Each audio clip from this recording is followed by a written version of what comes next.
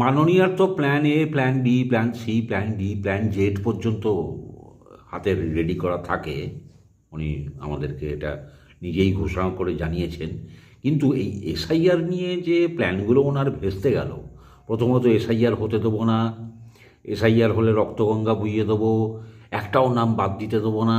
এদিকে এসআইআর চলছে, হ্যাঁ, এদিকে এসআইআর চলছে, ওদিকে সুপ্রিম কোর্টে মামলা চলছে রাজ্যের কোটি কোটি টাকা খরচা করে। সবই ভেস্তে যাচ্ছে।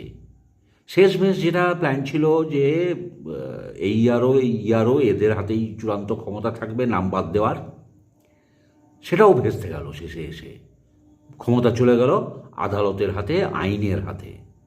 এখন মাননীয় বিচারপতি, হাইকোর্ট, তার হাতে সমস্ত চলে গেল। এরপরে প্ল্যান কি? সারাদিন আমি ভেবে ভেবে, জানেন, এটা আমি আর খুঁজে পেলাম না যে এরপরের প্ল্যানটা কী হবে। আসলে এরপরের প্ল্যানটা তো দিদিরও ভাবা নেই। এবিসিডি থেকে শেষে গিয়ে জেড, এই যে প্ল্যান, তাতে তো সুপ্রিম কোর্টের এই খতরনাক রায়টা ছিল না যে হাইকোর্টের বিচারপতির হাতে সমস্ত দিয়ে দেবে। এবারে সে কমিটি তৈরি করবে বিচারপতিদেরকে নিয়ে, এক্স জাস্টিসদেরকে নিয়ে, তারা যেটা ঠিক করবে সেটাই ঠিক হবে। এই আরও যারা আছে মাইক্রো অবজারভার যারা আছে, এরা শুধু সাহায্য করবে। হ্যাঁ, গেল সব চটকে। এরপরে প্ল্যানটা কি? প্ল্যান ছিল লক্ষ লক্ষ ভুয়ো ভোটার তো বাদ যাবেই, এ তো ওরা জানতো, কিন্তু সেটাকে আইওয়াশ করে সেটাকে নিয়ে তাণ্ডব করার জন্য এরা, আপনারা দেখে নেবেন, অনেক লক্ষাধিক অন্তত প্রকৃত ভোটারের নাম এরা ভোটার লিস্ট থেকে বাদ দিয়ে রেখেছে, যাদেরকে ইস্যু করে এরা সারা রাজ্য জুড়ে অশান্তি, অরাজকতার সৃষ্টি করবে।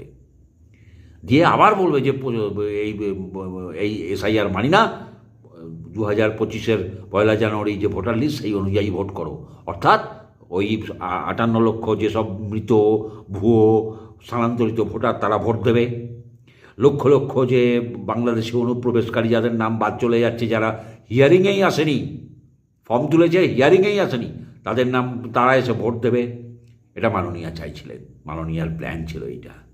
সেই প্ল্যান তো ভেস্তে গেল। এইবার মাননীয়ার হাতে আর কোনো প্ল্যান নেই। ওই আইপ্যাকও ফেল, মাননীয়াও ফেল, মাননীয়ার চালা চামুন্ডা সব ফেল। খেলা, খেলা। হ্যাঁ, একটা প্ল্যান কিন্তু আছে, একটা প্ল্যান কিন্তু চলছে বলে আমার ধারণা। সেটা হচ্ছে মলয় ঘটক আইনমন্ত্রী, যদি কিছু ম্যানেজ ট্যানেজ করা যায়, দেখা যাক ওই প্ল্যানটা কেমন কাজ দেয়। তবে মনে হয় না কিছু ফল হবে।